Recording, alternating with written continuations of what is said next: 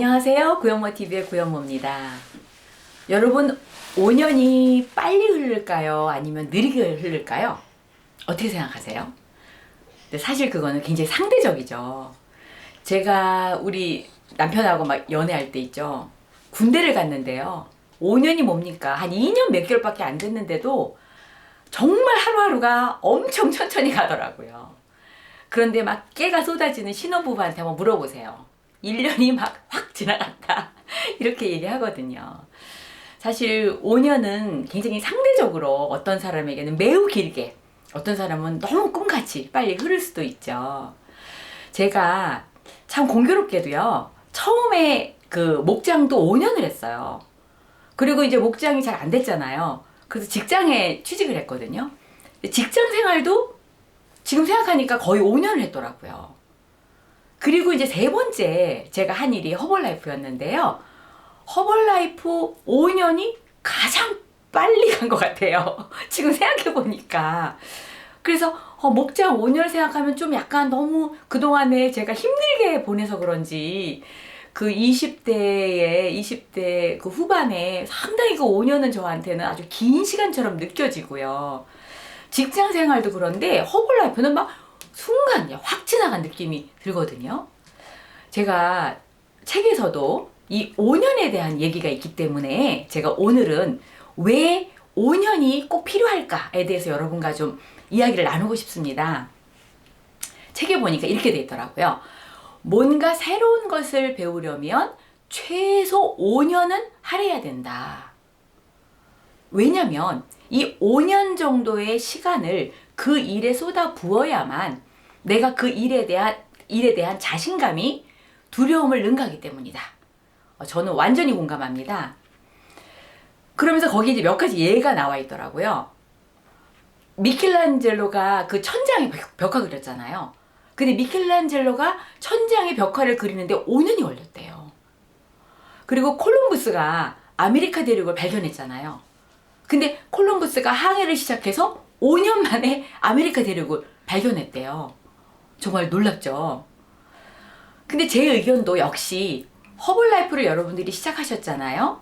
저는 정말 강력 추천합니다. 최소한 5년은 해보셔야 여러분들이 이 일에 대해서 제대로 알기 시작한다라고 저는 그렇게 생각하거든요.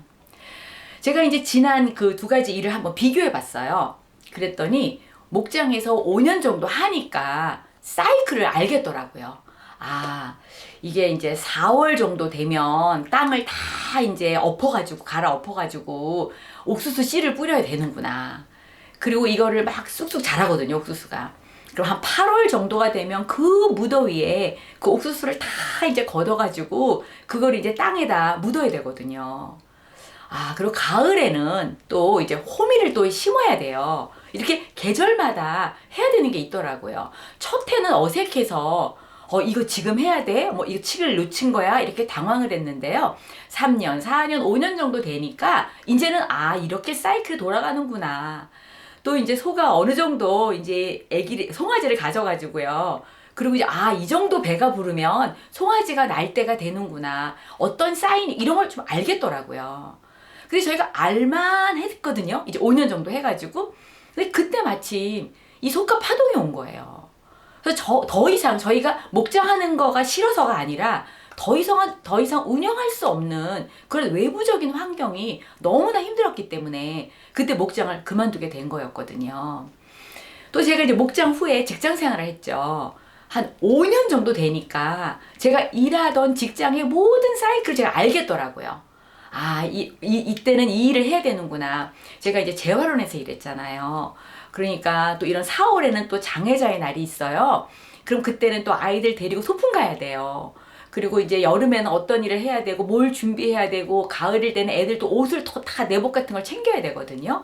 이렇게 1년에 해야 될 일들이 다 5년 정도 되니까 굉장히 익숙해지더라고요. 근데 제가 그 일이 매우 익숙했는데도 그 일을 그만둘 수밖에 없었던 것은 제가 5년 정도 직장 생활을 하고 나니까 내가 아무리 열심히 성실하게 부지런히 일을 해도 월급이구나를 깨달은 거예요. 그러니까 제가 뭐 어느 정도의 경제적인 뭐 필요한 돈이 있잖아요. 그럼 제 월급은 딱 정해져 있기 때문에 이걸 해결할 수 있을지 없을지를 제가 알게 된 거죠. 아, 내가 직장 생활 가지고는 제가 경제적인 자유를 누릴 수 없다는 거를 제가 확실히 이해를 하게 된 거죠. 근데 여러분, 허벌라이프를 제가 하고 5년이 지났잖아요. 그 5년이 지나고 나니까 제가 정말 분명한 것을 알게 됐어요. 그건 뭐냐면 이 허벌라이프 일이야말로 내가 이 사업을 좌우하는구나 알게 됐어요.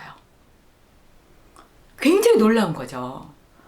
그러니까 제가 나만 제대로 하면 5년 후가 엄청 기대가 된다는 걸 알게 된 거죠. 그러니까 절대 그만두지 말아야지. 내가 첫 5년 동안 이렇게 열심히 연습해서 뭔가 배웠고 알았다면 이제 그 두 번째 오는 5년은 내가 어떻게 하면 더 잘하겠구나 라는 걸 알게 된 거예요. 그러니까 기대가 됐다는 거죠. 그 다음 5년이. 근데 여러분, 똑같은 삶을 사는데요. 5년 후가 기대가 되는 삶이 있고요. 5년 후가 막연한 삶이 있잖아요. 또 어떤 분은 심지어 5년 후가 불안해지는 것도 있잖아요. 그러면 이 두 가지 케이스를 본다면 완전히 삶의 태도가 다르지 않을까요? 저는 그래서 허벌라이프에서도 최소한 5년은 정말 필요하다. 왜냐하면 이 첫 5년이 그 다음 5년에 대한 엄청난 기대감을 주기 때문에 내가 내 삶의 태도를 모든 것을 틀을 제대로 잡을 수가 있거든요. 또 한 가지 추가로 제가 5년이 왜 필요한지 그 추가적인 필요성을 여러분에게 어필하고 싶은데요. 이 5년 동안 허벌라이프를 하잖아요. 그러면 거의 대부분, 저는 거의 모든 분이라고 생각하는데요.